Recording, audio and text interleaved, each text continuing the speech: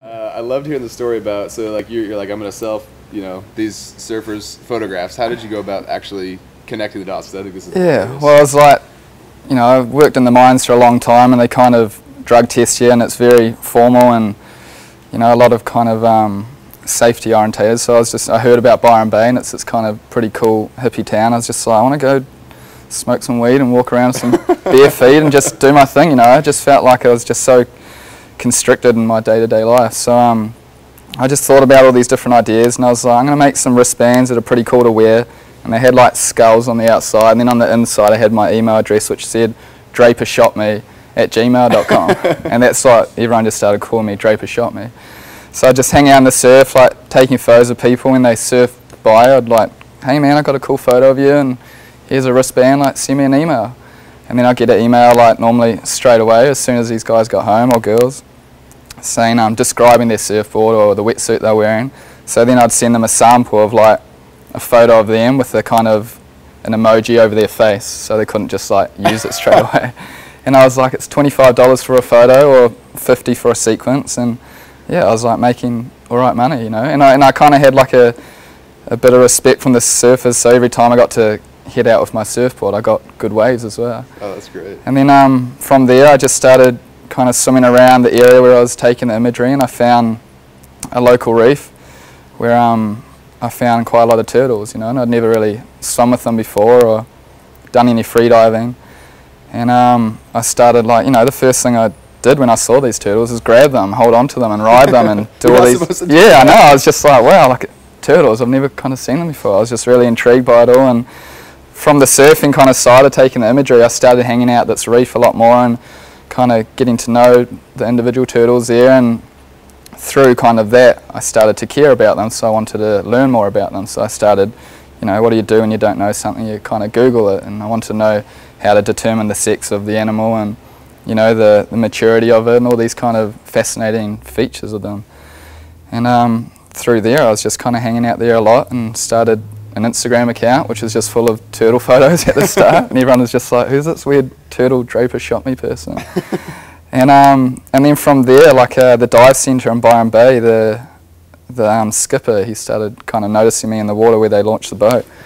He's like, what are you doing out here every day, and I'm like, I'm taking photos of the turtles. And he's like, do you want to come out to Julian Rocks where we go diving? He's like pointed out to this big rock in the middle of nowhere, like about 2 kilometres out to sea. And I was like, no way, I'm not going out there, like there's sharks and stuff. He's like, yeah, just jump on the boat and I'll take you out. So I became really good friends with him. His name's Andy, and he started fitting me on the boat whenever there was spots free, and every day he'd kind of ring me up. He'd be like, Matty, I'll see you down the pass, like jump on the boat, let's go out to Julian Rocks. And from there it just opened this amazing underwater world where I started free diving and just seeing like huge loggerhead turtles and grey nurse sharks and eagle rays and just all these incredible animals that I never kind of knew existed. So from there I was just like mind blown, and I just wanted more. It was quite addictive. So I kind of pushed the free diving as hard as I could until it became slightly unsafe, and then I gathered some professional advice and went through some training, and through that I was probably about 6 months into this whole kind of story, and then some people contacted me through Instagram and told me, there's a whale stranded in Byron Bay, can you come down and take some photos? We noticed your Instagram account and you've been heading out to Julian Rocks. And I was like, sure, give me the address and I'll see you down there. And I met all these conservationists, and they're hanging out on the beach trying to untangle this whale, and it was quite a sight, it was quite heartfelt, and it affected me a lot. And we ended up freeing the whale, and then they were just like, I didn't even know what the word conservation kind of meant there. Like, it'd never been in my vocabulary. Sure, so yeah. I was hanging out with these guys, and I was like, I actually asked someone, 3 years ago, or maybe more now, what is a conservationist, like, and the guy's like, Sean, his name is, he's a really cool shark dude, and he was like, you're a conservationist, you care about animals and wildlife, and you're kind of using imagery to communicate science, I guess, like, so that's you. And I was like, cool, I'm a conservationist. I started throwing around this word that I didn't really know the meaning of too much. And again, through that, they contacted me and invited me to Tonga, which is like one of the best places in the world to swim with humpback whales, where they migrate to every year to give birth and to mate. So where's that in relation to like Australia, so New we've Zealand? got Australia here, New Zealand, and then kind of Fiji, Samoa, Tonga, and then Hawaii all the way over here. Okay. So the Antarctic whales come up, and the northern ones come down to Hawaii. So they kind of have the northern population, the southern population. So I went to Tonga with this amazing group of people, and I had my surf water housing, which by this point was leaking and all taped up with duct tape, and I just looked like the biggest kind of wing it all kind of dude there, you know. I just had no idea, and all these incredible photographers were around me from Nat Geo and Discovery Channel, and I was hanging out on this boat, and I met this good guy called Scott Patelli, who became like a mentor of mine, and he helped me out a lot, and he got me on the right boat, and that's when I captured a definitive image which is called Mother and Calf, and I'm not sure if anyone's ever seen it, but it is two humpback whales, a mother and a calf, going down with both of their flukes showing.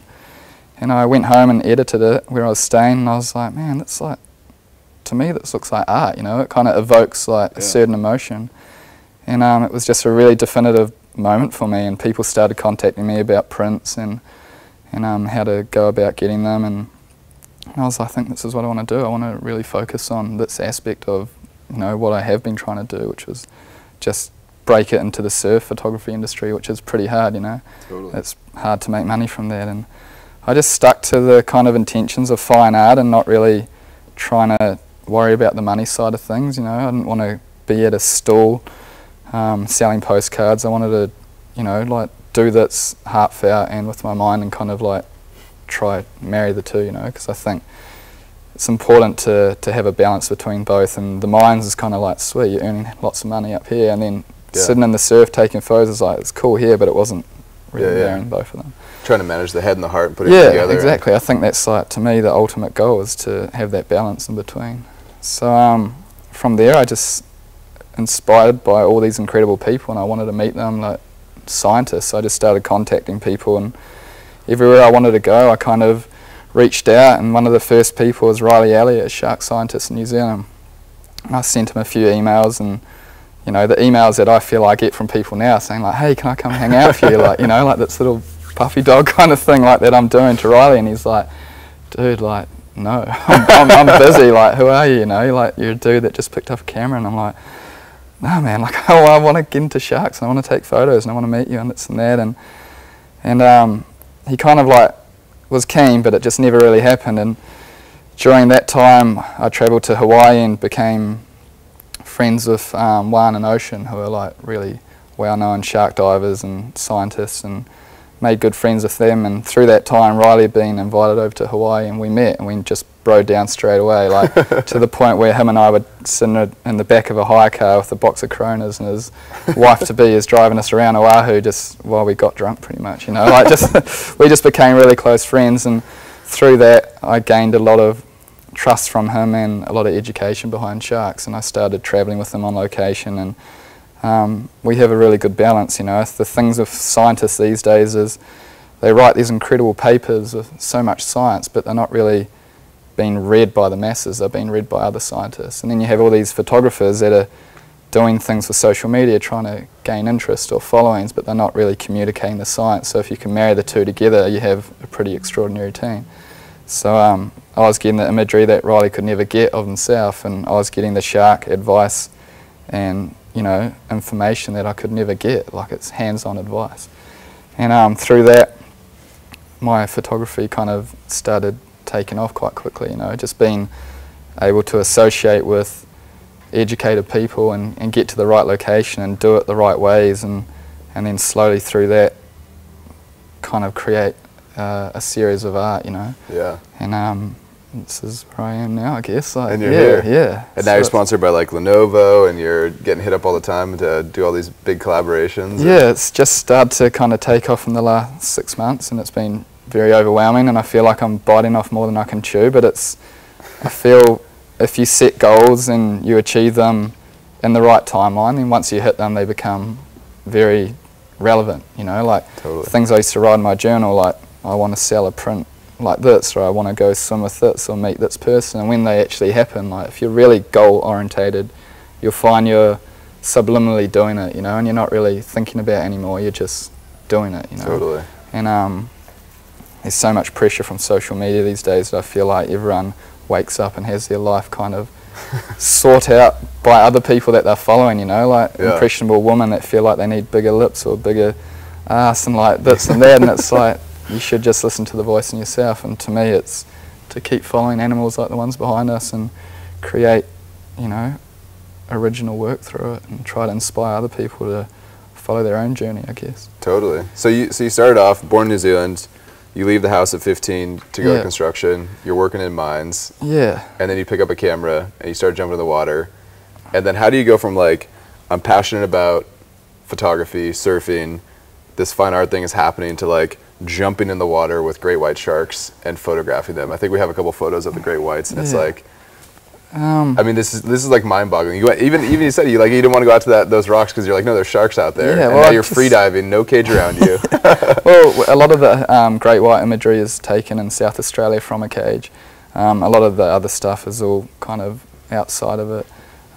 So that's in South Australia, and I felt like the more I learnt, the more I kind of wanted to see for myself. And to me, sharks are just, there's so much fear behind them, but at the end of the day, what is that fear from? It's from you or I watching the media. It's not from education or science. And statistically, if you think about how many people in the world to how many people are taken a year, or how many people you know that have been actually affected by a shark, like, do you know any? Or none. Does anyone here know anyone that's been attacked by a shark personally? And how many of you know someone that's either been hurt in a car crash or abused by another person, or, you know? Everybody. Yeah, so it's like, people grow up at a young age being taught all these things through their parents. Like, as a young dude, my dad told me, don't drive drunk. If it's raining, like, pull over. If you get a flat tire, ring me. So all these like steps were put in place to, you know, to help mitigate the risk or the hazard involved. It's the same for a woman. It's like your mum or your dad might say, try not to walk around the street at night. Try to walk under lit areas. Take your mobile phone with you. And then I live in a place in Australia where the whole country is surrounded by water, yet kids don't get the education behind sharks. You know, they just go into the water and they think it's safe. There's no like, hey, don't go surfing alone.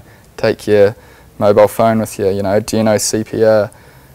Don't surf at this time. It's like, it's a humpback whale migration. Like, there's, you know, sharks in close. There's, you know, look out for things like birds kind of entering the water, or bait balls, or all these things in place that aren't happening. Yeah. So through that imagery, I kind of want to show that sharks aren't what everyone makes them out to be. You know, if you're thinking half a dozen people a year statistically are affected by them, fatality-wise, it's not really that many. You know, don't get me wrong, human life is so important, but compared to other things, it's so far down here. But it's probably the one thing most people are scared of the most. So the first time you jumped with a shark, were you scared?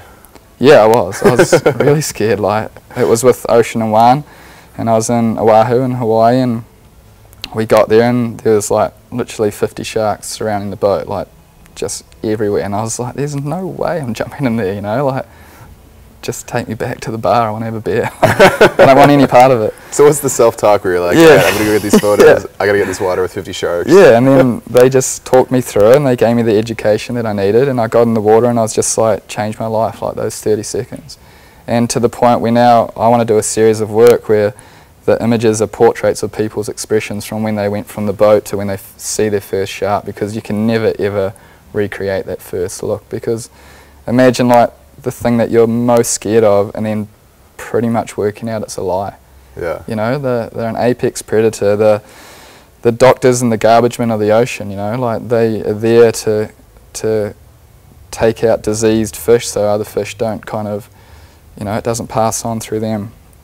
They're so important to our ecosystem, yet we're just so happy to see them on the end of a fishing line or hung up and dead. And it's so important for me to kind of push past that fear to fascination. And a lot of people say some of your images actually evoke more fear, but it's on the other side of that fear where the fascination comes from, you know. Totally.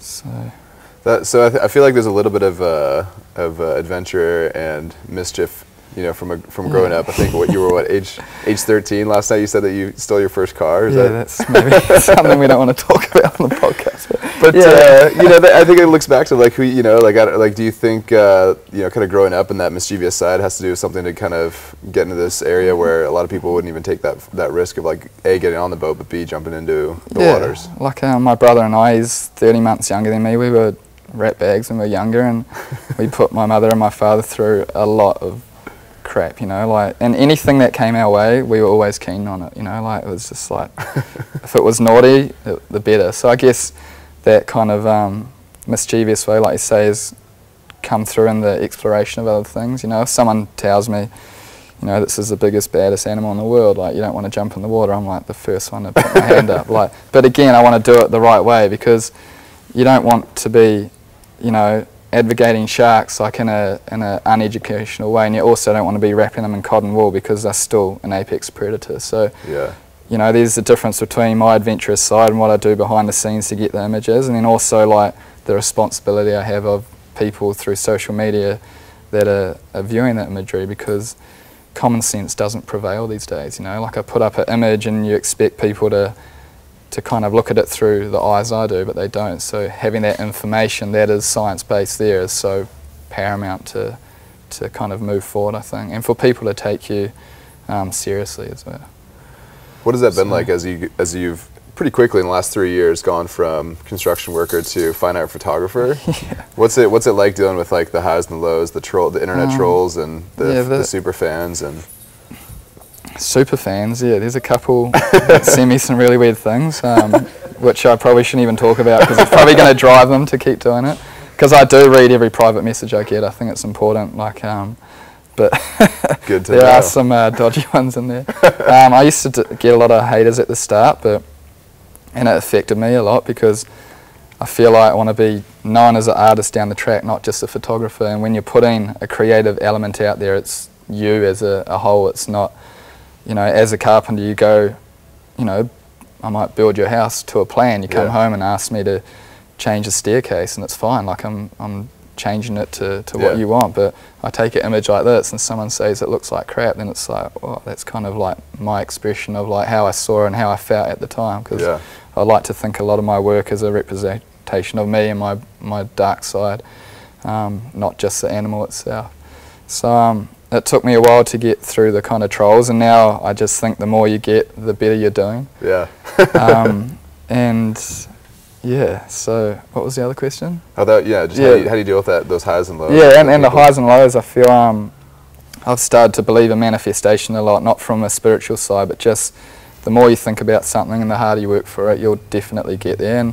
And it won't always be A to B. You'll have to go around so many things and through different hoops, but I feel like that journey is going to help someone else in the end, like that wants to do the same things, and you can give advice, and it's always about kind of leaving your stamp on the world when you leave.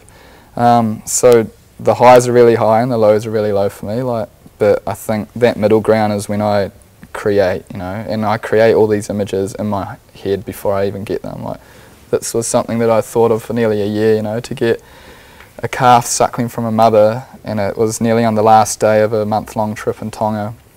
And people have seen its position before, but I've never seen that photo documented ever, apart from the people with me in that moment. And that's a mother humpback, so she's completely asleep at rest with her head down and her tail up, and that's the calf suckling from, you know, they suckle from the genitals, so the same area. And it wouldn't have worked out if the mother didn't have this definitive white marking on it, so it became a very, you know, it became part of the Black Series quite easily. If it wasn't a normal looking humpback, you just wouldn't see the mother at all. So I feel like it just creates story by looking at it, and a lot of curiosity. Yeah. And it looks so dark, but it's such a nurturing moment, you know. It's as you know, like close as you can get something so intimate. And most images I've ever seen have been from, you know, the calf suckling from underneath as the mother and the calf swim away, but this was like, you know, I was literally 3 meters away and I had it for like 15 minutes in front of me. And that was an image that I'd thought about for like a year. Not that particular position, but just to get capturing the suckling, And I didn't share that publicly until about 2 weeks ago, and I took it over a year ago. Wow. So it was, what was the response like when you released that? Because it seems like a pretty unique image. Yeah, like the people that I think Instagram now, people are just so used to going past, you know, and a lot of people kind of lose track of the story behind images. But you know, most of the collectors had this piece a couple of months after I actually took it. Like I sent an email out to the people that I thought would enjoy it and saved a couple for shows like this. But the response on Instagram and my website was pretty overwhelming, and yeah, a lot of people resonated with it, especially mothers and daughters. Yeah, and that's incredible. Yeah, it's so interesting when you create something like that and you put it out into the world, and especially on Instagram, it's such a great platform, but at the same time, like, you find people just swiping. Like our buddy Chris Burkard, the images are so incredible that it's almost like, not fake, but like, yeah, like, oh yeah, just, and then all of a sudden you're like, wait, I just swiped past like all these incredible images. Oh, it's like you know, it's like, it's kind of saturated with really good photography these days, and I feel like everything for me came from Instagram. Like if I could really, you know, put a definitive point to something, like my success definitely came from social media, but I feel now that I've outgrown it to the extent where I want to put real things in place and have a foundation and a name, not a foundation as in a charity, but as in just myself, and people to say, hey, Matt Draper is a photographer and an artist, and he has a website and he has a gallery and he does shows and he's prominent in conservation, instead of just being known as the guy on Instagram, you know. That so a lot of my work is kept aside now, and not many people get to see my kind of best images. It's more the story behind it that I feel is more important. So how do you differentiate, knowing that, you know, Instagram is a part of growing a business or your career, but like how do you leverage it, but how do you also like separate yourselves from, you know, there's lots of people that obviously take photos in the ocean, but it seems like you've done a good job of obviously taking incredible photos, but like what's kind of the mentality there? Like just wanted to create a niche and get known through that Black series first, and then also I used to just sit on my phone and look at what other people were doing, and it was really kind of detrimental to my, you know, my mental health, because I was just worried about what other people were doing all the time, and I wanted to take better photos than them, or I saw people do similar edits to me and I started going, you know, they're copying me or things like that. It's all these things that are just like turmoil in your mind when you're trying to create. And so now I just use it as a tool instead of a life force. You know, Instagram, it's amazing. We're live on it right now, but also it has so many negative aspects. You know, there's so many impressionable young ladies on there that are just getting taught to do the wrong things, like physically and mentally. So I don't want my images to be like that, you know. Totally. I keep it pretty professional on there, and I want to put my work out there and keep people interested and let them know I still care about them. I'm very thankful for the following and the support from the very start, but I also ideally want to move away from it more in the coming years, to the point where I don't really need it, you know. Like I still want to be active on it and help communicate science and imagery, but I also don't want to kind of rely on it, you know, because I still feel like I do rely on it. Totally. Yeah, it's a part of it for sure. And I think, I mean, let's shift gears here and talk a little bit about the collection that we've come up with. And I think part of it, I was blown away because our first interaction was Ashley saying, oh, you got to check out this, you know, this photographer who wants to partner with us. And I just remember going to your Instagram and being like, oh my gosh, these are incredible. So it was, you know, it's kind of a cool thing to be able to experience it, but then to actually see the prints in person, it's like nothing, you know, like a flip of a thumb on Instagram can ever replicate. Yeah, like I'm so stoked to see it in person now, you know, like, because I can't even afford to print my own work sometimes. So it's like every time I get to see it printed, it's like, as a photographer, there's nothing more important than seeing your work in print, you know. Like everyone gets these incredible cameras that have these incredible specifications, and then they're not used, you know. So like to see what my camera can do, like right now, it's like, holy moly, you know, that's pretty cool. It's incredible. Like, let's. I want to kind of recap for the audience here, but then online for people that don't know about our collection, what we came up with, how it started. I'd love for you to kind of share, you know, what your crazy idea was and how you even connected. Because I think one of the coolest parts about how this whole thing came together was that we were connected from another company that's incredible, and that company was connected from another company, and so like that's what just happens organically with business, and even, you know, your career, is that these stepping stones, they take time, for sure, but like when that organic process happens, these incredible things come to fruition when there's meaningful relationships there. So definitely, yeah, like let everybody know kind of how this whole thing came about. Well, the Barreo boys, who make skateboards out of old fishing nets in Chile, they're such good friends to me, and I feel like a lot of the connections I've made have been through them from the United States. Like they just know everyone, and they're always so forthcoming and and loyal and humble and friendly, and they're just like, Matt, you know, this and this, and I was off to Mexico with a guy I'd met on Instagram, and he was driving me across the border in search to swim with orca, you know, and he told me there were mammal-eating orca that were cruising through this bay every year around the same week of the year, and they've been seen a couple of times before. So we talked about heading down there in the exact same week the next year. So we kind of talked about this trip for a long time, and when I went to LA it kind of became possible. And before I went, I met the Berea boys, and they're like, hey, like, do you want to take a drink bottle down to Mexico? And I was like, yeah. And they're like, try this, it keeps your water cold. And I was like, how? You know, like, it's vacuum sealed. And I'm like, all right, like, it's a flask. And he's like, no, it's a drink bottle. Like. So I took it down, and I was really impressed by the product. I feel like to have an organic relationship, you have to believe in each other first. And before that had gone through my mind, I was using this, you know, wide mouth bottle every single day, and I was just like so stoked with it. I dropped it 100 times and I lost it 100 times, but it worked. And I ended up leaving it in Mexico, and I got back, and before that happened, I had the idea of creating the first ever completely plastic-free boat in the Kingdom of Tonga, where I run humpback whale trips now. Like, after going there for a couple of years, I started running my own trips where I take clients there and show them how to use their camera and get them in the water with humpback whales.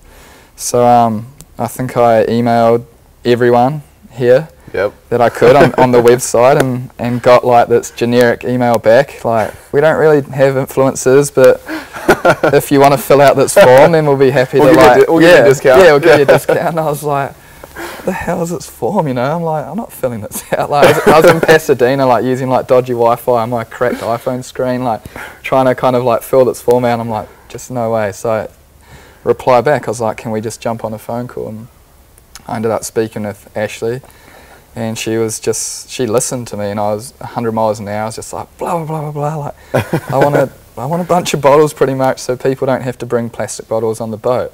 And she was like, yeah. So I kind of said, well, you know, I want to reiterate your own motto, which is to empower people and to change community, and you'll empower me and you'll change the community of Tonga, because there's no recycling there, there's no waste management, there is only the burning of rubbish, and every bit of plastic becomes microplastic when it's burnt. It mimics plankton, and then the animals that I love end up consuming it, or the animals that we eat consume it. So everything and everyone has some kind of plastic toxins in us now, you know, and it's not on, it's not right, and we are the consumer, and we can do better than that.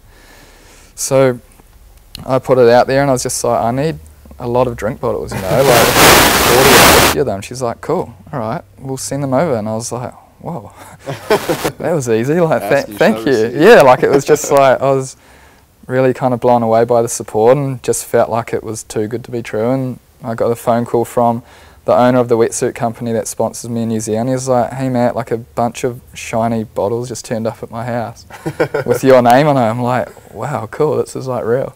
So but you didn't get 40 to Tonga. No, we didn't. Yeah. So I had to pay excess to get them from New Zealand to Tonga, and once I got to customs in Tonga, I got hassled by the customs officers, and I had to bribe them with bottles to get through. So I lost between, I think, I was quite jet lagged, between 4 and 6 bottles just going through the first lot of customs. So now I was down to about, you know, 34, and I needed 40.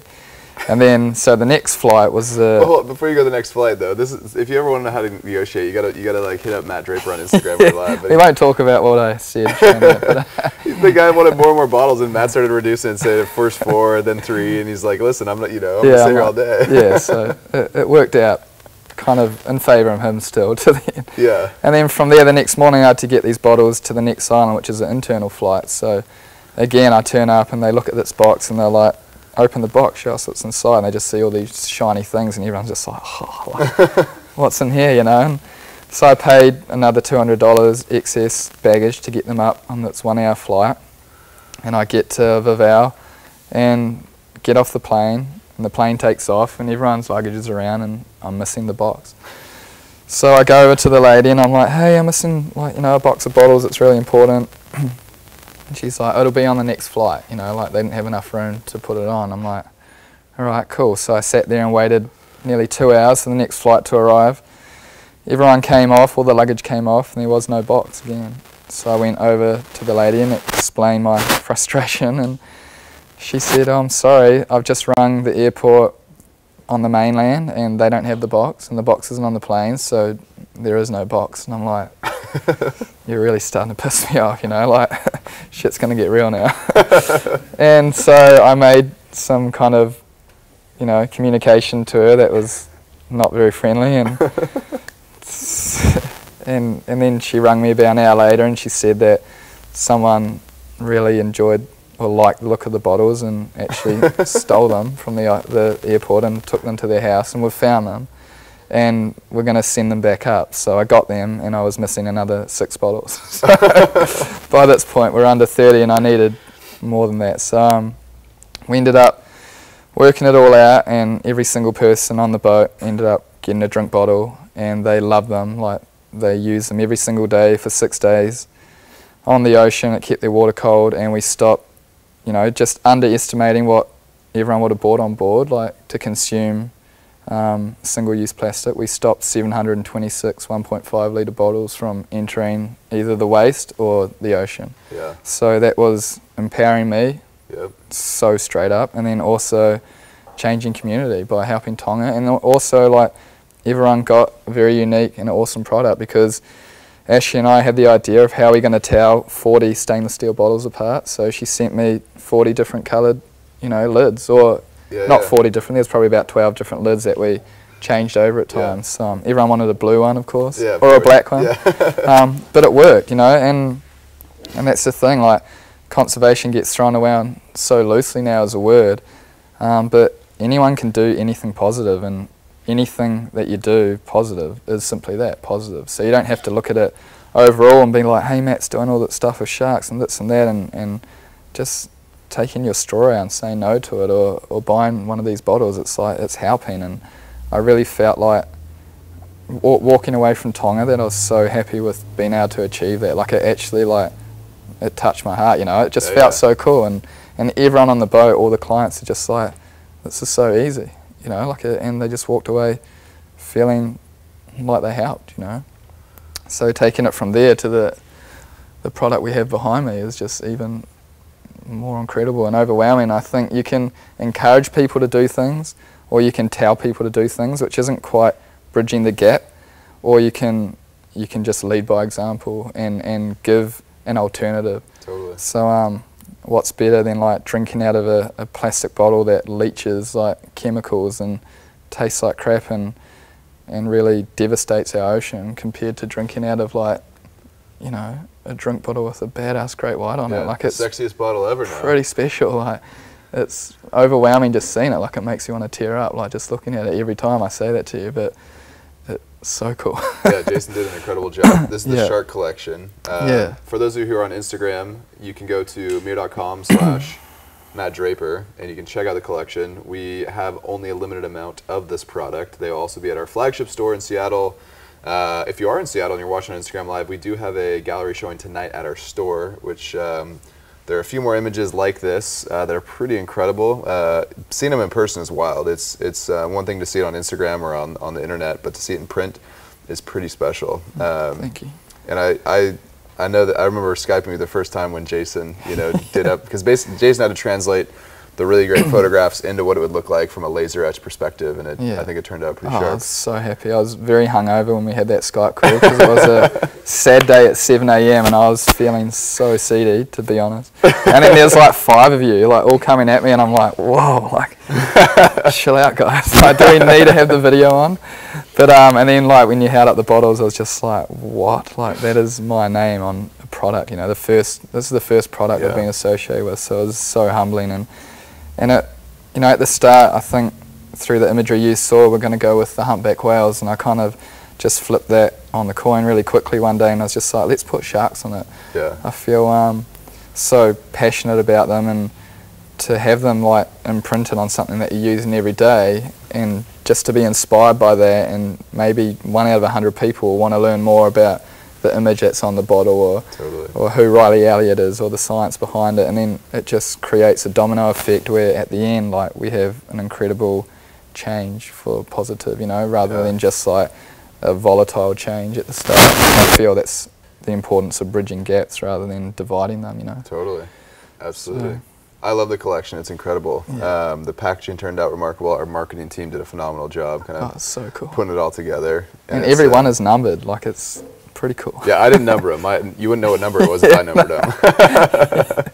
We had to have Eric do it. His handwriting is impeccable. So, I want to jump into a great story that you shared with me last night that I'd love for everybody to talk or hear about. You talk about, but it was anybody who I've interviewed that works at MiiR knows that I usually ask what your favorite failure is, and everybody has everybody that works here obviously has interesting stories because we ended up hiring them. But I think last night the chasing the orca with the memory card was like such a cool experience because like you gotta, it's all about, it's not you're gonna fail, like regardless, when you put yourself out there you will fail, period, end of story, but it's like 100%. What you learn from that and how do you like navigate around that that failure. So like walk us through, like you touched a little bit on it, but there's an orca photo, I think Davis has it, but it's I mean they're essentially what, they're migratory? Yeah, well, so there's 3 types of orca around the world. There's the fish eating ones, eaters, and then ones that eat shark and rays, and every underwater photographer wants to get an image of an orca underwater. It's, well, not every, I can't speak for everyone, but it is the pinnacle of like you know, underwater photography, and a lot of people spend their whole career looking for them and never have it happen. A lot of people kind of pay to go to a certain area where they're seen in Norway and achieve the results, but I always wanted to kind of more explore them through local knowledge, you know, such as a fishing boat, and that's happened in Mexico. And I kind of manifested this trip for close to a year with a good friend of mine called Charlie, who goes down to Mexico every year, and he has an incredible friend called Pancho who skippers this local fishing boat, and he doesn't speak any English and I don't speak any Spanish, so Charlie is the driving force between this awesome kind of bond. So the idea was for me to fly all the way over and to drive down to Mexico and to try get images of the orca, and Charlie was just like, dude, come down and enjoy Baja for what it is, and I'll get you on the water for all these incredible animals, but just relax, like you're not going to get the orca, like you're too intense about it. And I just kept saying to him every day, it's going to happen, it's going to happen. It got close to the end of the week and we hadn't seen any orca, and I was starting to kind of feel Charlie's words are right and we weren't going to achieve the goal that I was in hope of. And we had a day off because of some bad weather, so I was lazy and I didn't get my camera gear ready for the next day, which I didn't know until I got on the boat. So we ended up heading out to the spot we've been looking, which is like a 2-hour boat ride. And I got my housing ready and put my camera in and took a test image, and I was missing the memory card. And I was just like, are you kidding me? And I was like, Charlie, like, I don't have my memory card. And he was like, dude, like, he was pretty pissed off with me. And because they're there, you like see them, right? Yeah, well, there's nothing around us. There's no animal yet, you know. We're just in the water and we're out where we want to be. And I was like, we need to turn back and get my memory card. And he's like, it's not happening. Like, the wind's going to get up, you know, blah, blah, blah. And you're already 2 hours out, right? Yeah, and I was like, we need to go back. Can you please ask Pancho? And we asked Pancho, and he's just like happy as... he was just cool about it. He's like, sweet, you know. Yeah, pay me more money, I'm in. Yeah, he's just like super cool dude. He's always smiling. He's just like Mexico style, like chill, you know. Yeah. So we cruise all the way back to the hotel, and they drop me off, and I run into the hotel. The hotel's locked, so I like break through the window. I don't smash it, but kind of like climb around the back, get into the hotel, and then I grab my memory card, and I'm just like, I'm going to put my wetsuit on now. Like, I feel good about this. Like, I was so stressed out about not having it there, and I was just like, one of the first times I kind of like, everything's starting to happen for a reason, like, it's all going to be good. And I got my phone out of the hotel, and I actually put a story up, and I kind of circled around. I was like, today's the day, I'm going to get the orca. And everyone that knew me knew that I'd gone to Mexico for the orca, and everyone started believing it because I told them so many times, I'm going to get the orca. And so I kind of like just cruised out of the hotel, and everyone, like Pancho and Charlie, like, hurry up, get on the boat. And I swam out, got on the boat, and he's like, why aren't you wetsuit? And I'm like, dude, it's going to happen, like, we're going to get the orca. And he's just like, shut up about the orca. So we're cruising out on the boat. We'd only been cruising out for about half an hour, you know, halfway to where we were originally. And Charlie sees 3 blows in the distance. And he was like, fin whales. And I'm like, nah, man, like the orca. And he's like, it's not. And I'm like, it's meant to be, like the orca, like I was meant to lose my memory card. And he was like, dude, like he's actually getting angry at me. And then he's like, the humpback whales. I'm like, they're not humpback whales, I can tell. And he's like, we're like looking in the distance, then all of a sudden it's like bull with its like 7-foot dorsal fin, a male orca just comes right up next to the boat, and I just like lost it. It's the happiest, most excitement I've ever felt in my entire life. Like you can ask Charlie, I lost my shit. Like I was just like losing it. And then over the next 5 minutes, 10 of them ended up circling the boat, and it was just insane. And up until that moment, you know, it was the pinnacle for me, and to have them in front of me, and then to see how big they were and their teeth and the way they're looking at me and how conscious they are compared to a shark. There's a lot of things that we do when we're diving with sharks to try show dominance over the animal, to kind of create a safer environment for us. But when you're hanging out with something that's so conscious and so smart, it's so much harder to determine if that behaviour is welcoming or if it isn't, you know. And there's not enough people that have kind of interacted with these animals to kind of give you the real science behind it. There's a few, but not many. So as an individual that never swum with them, and not a very educated one on them, like only through, you know, what I can see in behaviour, it took me about 45 minutes to get the courage up to jump in, like with this animal. And they are like so big, it's not funny, you know. Like each pec fin is about that big of the male, and they're complete like circular. Then you've got the body, and then another pec fin, and then the dorsal, and then it's 9 meters long, so, you know, close to 30 feet, which is bigger than the boat, and there's 10 of them. And they've got teeth like that, and they're eyeballing you, and it's just like, why am I getting in the water with this, you know?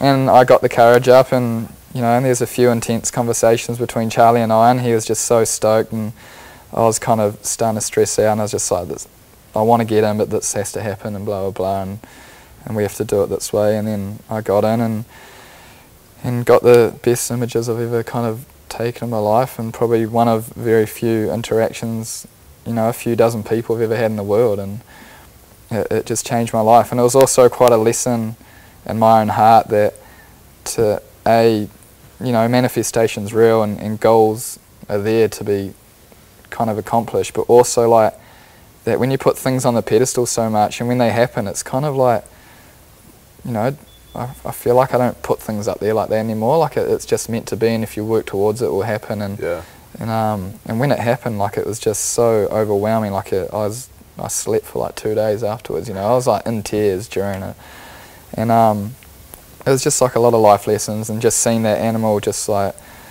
I just wondered that if everyone in the world was looking at that same moment, like how everything we stand for would change, you know. Like we think our natural environment is this, you know, like brick walls and cars, and it's not. It's like we're more related to the animals that I photograph than you are to like this building.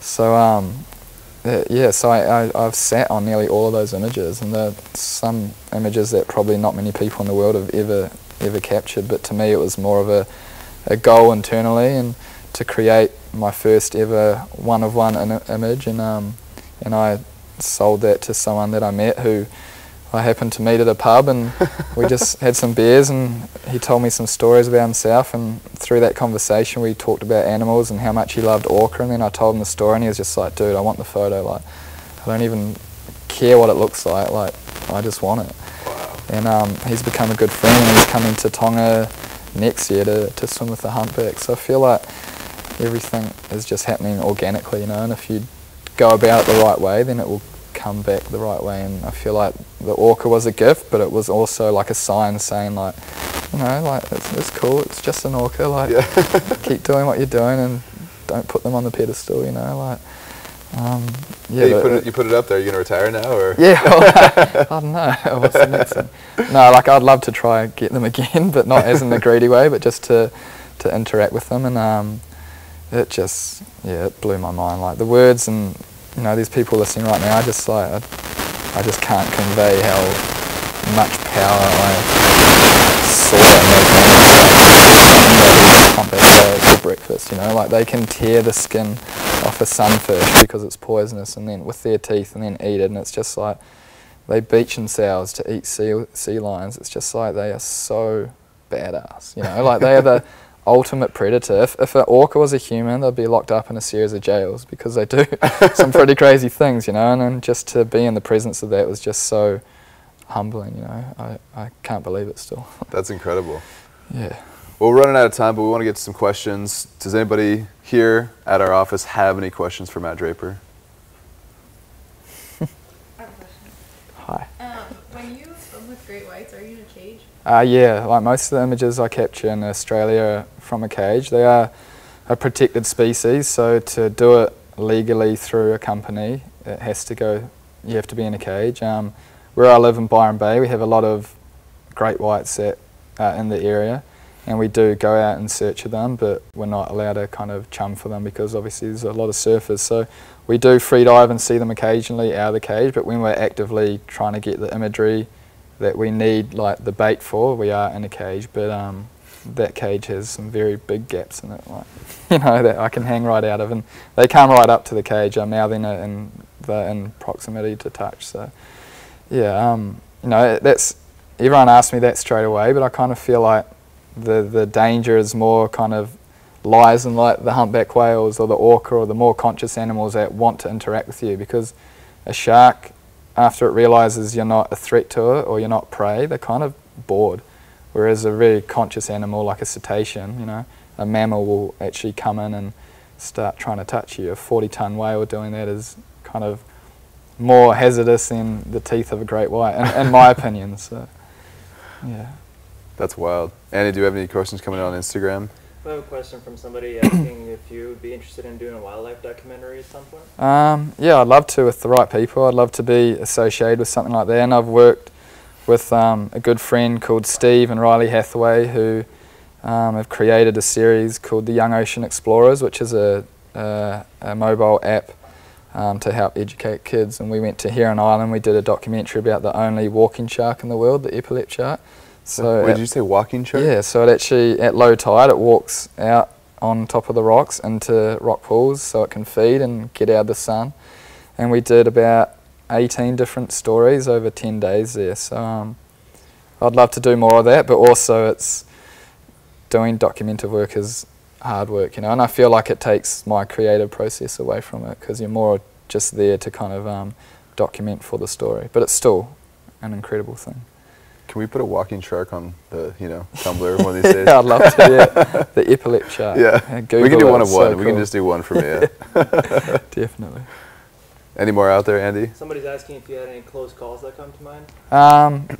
Yeah, we had one in New Zealand with Riley with a bunch of mako sharks, which are like teenage kids on crack. They're just like very, very intense, and we had a lot of food associated with them, and it was the first real time after, you know, 2 years of shark diving that I saw a shark being a shark, you know. Like, a lot of people go to the Bahamas these days and they're swimming in bikinis and holding on to shark fins and doing this, and they're swimming with kind of almost habituated sharks that are fed on a daily basis, so their behaviour is quite tolerant. And I, for the first time, saw the wild side of a shark and the predation of them, and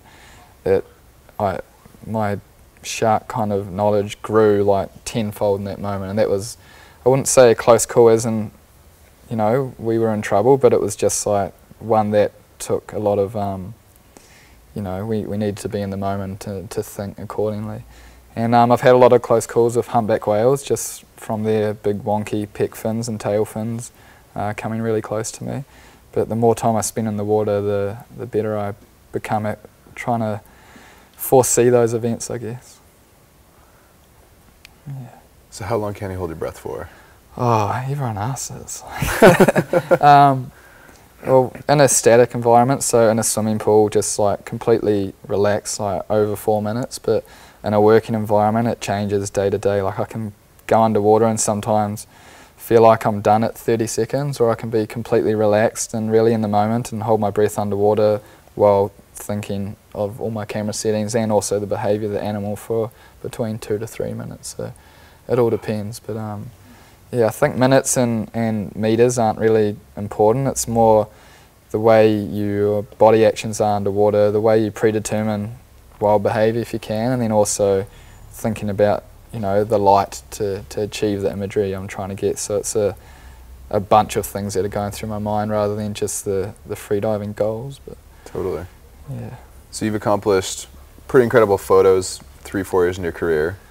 Yeah. What's next? What are you looking to do next that's up there? I just want to finish the whole series of work where it's quite, you know, like it touches on a lot of personal things and also evokes emotion and conservation, and I want that to be a series of work that's known and original, that's around for a long time, and then from there maybe do some more film and maybe a book or a children's book, and just to keep inspiring people, I guess, by listening to my own little voice and trying to achieve my own goals, I guess. When people see other people achieving, like, you want to achieve as well. And I remember a friend told me about a year ago, you're better to be the head of the tiger than the tail of the rat. You know, to surround yourself with people that are doing things up here than to be the person that's doing things with people around here. So, absolutely. That's where I get a lot of inspiration from. Show me your 5 closest friends and I'll show you your future. Yeah, exactly. Yeah. 100%. Well, I got a sweet new friend here, so. Thank you. Me too. Well, thanks for being on the show. Thanks been great for to hear about the background and how you've achieved such great success, but also the passion behind, you know, the work that you're doing, and we're excited about the collaboration. Yeah, so thank you so much. So for those of you on the internets, check out MiiR.com/Matt Draper. You can grab one of these incredible products. We have our wide mouth, our cam cup, and our tumbler. You can collect all 3. They are hand numbered. So what's your favorite one? Gosh, you know, my favorite product is the camp cup, but I gotta say that the 20 ounce with the shark coming up is probably my favorite. What about you? Yeah, I'd say exactly the same, actually. Yeah, it's so striking. I like the camp cup. Yeah. But I love the shark because it's so true to the photo too, where it's just like definitely. Yeah, Jason did a good job translating that one. Thanks so thanks. Let's give Matt a round of applause. Thank you. Sweet. Thanks so much. Yeah.